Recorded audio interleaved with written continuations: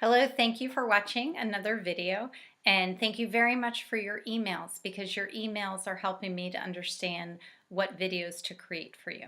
So today I want to answer an email and do a lesson on phonemic awareness. And first I just want to say phonemic awareness is critical. So what a great question of wondering what might be a lesson that would help with phonemic awareness. And we know that phonemic awareness is when students understand that words are made up of sounds, that each letter has a sound, and so they're very aware of this idea that letters put together, the sounds put together, make words. So I use my read aloud to teach my lessons. And something that I also want to say is that every day my read aloud has a different purpose. And some days the purpose is I want them to listen and follow a character. So that doesn't take too much away from the actual read aloud. Some days I want to focus on vocabulary, so I do stop and I do teach the students my different strategies. But something that I've learned from my students, and actually I teach my own son, and I've learned from him, he's very honest with me in the sense that he loves the reader out loud, and the students love me to read aloud to them. So I don't want to teach too many lessons during the read aloud, meaning I want to pick one focus for the read aloud for that day, and I might have that focus for a couple days, or I might loop around, go back to that focus in the upcoming weeks. But I don't want to teach vocabulary and a reading strategy and the genre and all those things in one sitting. So I want to model a lesson for you of how I might teach phonemic awareness. And again, I use my simple acronym of standards that we know that phonemic awareness is across several grade levels of standards, and my individual students, where some of my students might have a very strong understanding of phonemic awareness and they will benefit from the lesson happening again, and some of my students don't have a strong understanding. So I know that with them, and but I want to try and create a whole class lesson that could benefit everyone. And I want to model through my read aloud my thinking. I always want to share my thinking because I think it's real important for students to know that I'm thinking while I'm reading, and we need to share our thinking and verbalize it to our students, or else they're not sure what it is that we do, or how we figured out what that word is, and how we figured out putting the sounds together made a word. And I want them to practice. And again, it was real helpful in one of the emails that someone shared with me that students have little readers. So this might be a reader that, say, a 7-year-old is reading on his or her own at their seat. And they can then practice during the independent practice time. They can practice in their own reader the strategy that I'm teaching them, the lesson that I'm teaching them. And then I want to make sure that I'm always seeing what are my students learning, because then that gives me ideas for what to teach in the upcoming days. I know that I'm in a certain unit, I know that I'm teaching fiction, but what are the reading strategies and the habits of readers that my students need to learn? And that's that evaluate, always evaluating what my students are learning, and then evaluating my teaching. How effective is my teaching for my students? So I'll do a quick lesson, and probably if it were my own students, I might have already read for 5 minutes, and I'll get into the book, and then I'll show my lesson. But before I start too, there's any read aloud, any book that you choose will be great for your students. But if I'm talking for phonemic awareness and I'm talking for 7, 8, 9-year-old children, the Magic Treehouse series are fantastic, first for read aloud and then for them to read on their own. And I love series books. I also brought some examples. If you ever see a Horrible Harry book, there's several of these books in the series. And the Cam Jansen books are also really great too.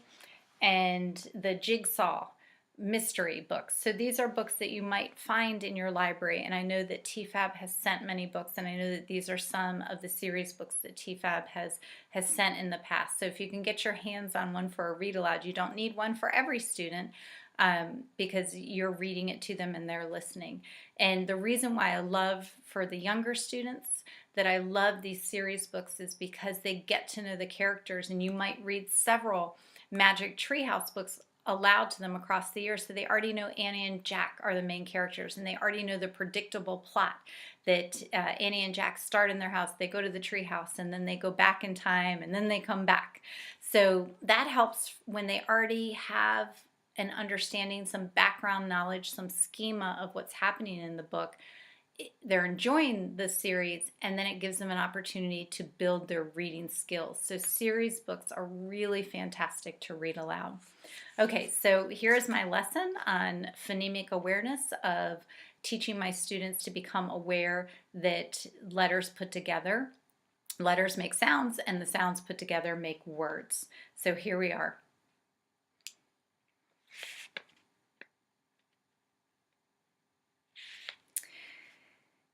He pointed to the edge of the Frog Creek woods. In the shadows stood a small, I'm coming across a word and I don't know that word.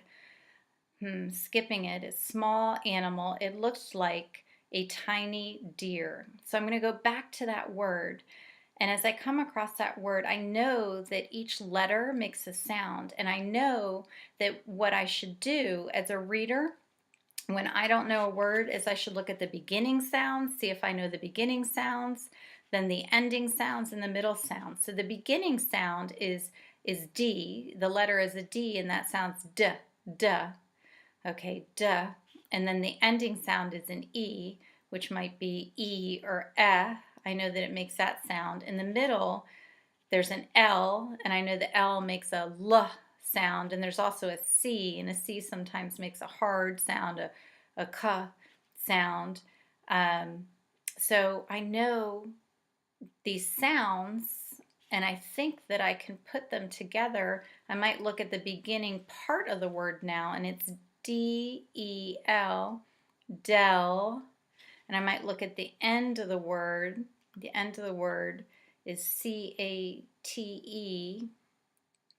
okay, Kate, cat, and the middle is L-I, so I'm going to put the beginning sounds together to the middle sounds to the ending sounds because I recognize all the letters. I know their sounds. Del, I, cat.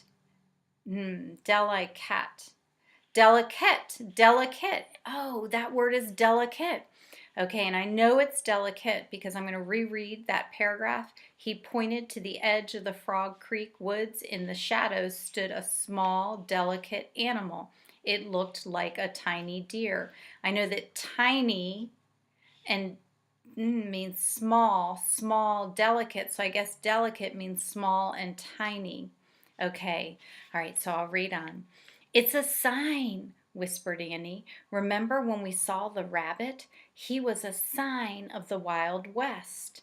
The deer-like creature leaped into the woods. Jack and Annie didn't stop to think. They followed as fast as they could.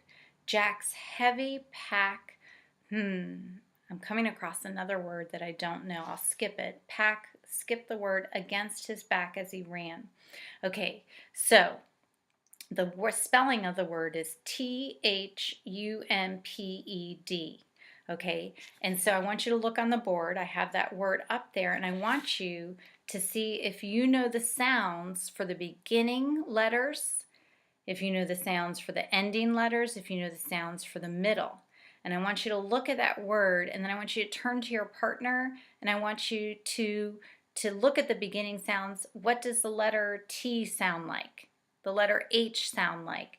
And go through the beginning, then look at the end. What is the letter E sound like? The letter D sound like? And then look in the middle, the letter U, M, P. And then I want you to think to yourself, okay, I know all the sounds, so I'm going to go from the beginning. I'm going to go through the word, beginning, middle, end. I want you to talk about that with your partner. Okay, so turn and talk about that word and talk about what the letter sounds like, and then piecing it together. The beginning, then look at the end, then look at the middle, then go beginning, middle, end of the word, and then put it together. Okay, great. Okay, great. So I'm hearing in this group partnership, these two students talking here together, I heard that you sounded it out. That was fantastic. So you talked about how T has different sounds, and then you talked about the sound of the H, but you talked about how TH put together has a certain sound. And then you talked about how the ED, and someone was so smart, someone said that means it happened in the past, okay? That's a suffix. We'll talk about that another day. But I heard you put the words, the partnership, they put it together. They're aware that all the sounds put together make words. Funked. Excellent job. Okay, so finally they stopped and looked around. Where did she go? He said. I don't see her, said Annie. Oh, wow, said Annie. She pointed up. There was the magic treehouse. It was shining in the new sun.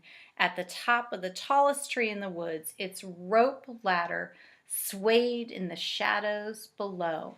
Okay, so students, we had a great read aloud today.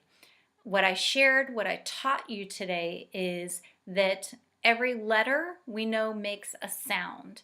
And when we look at the beginning of the word, we see what letters are there, what sounds do the letters make. We look at the end of the word, we look at the middle of the word, and we think and we piece together. Then we go back and we put the beginning, middle, end to go through the word and sound it out.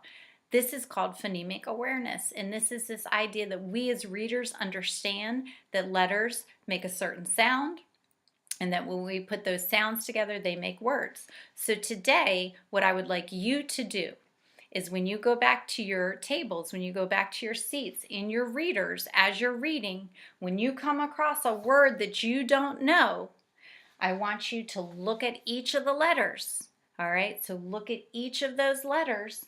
So I might come across here.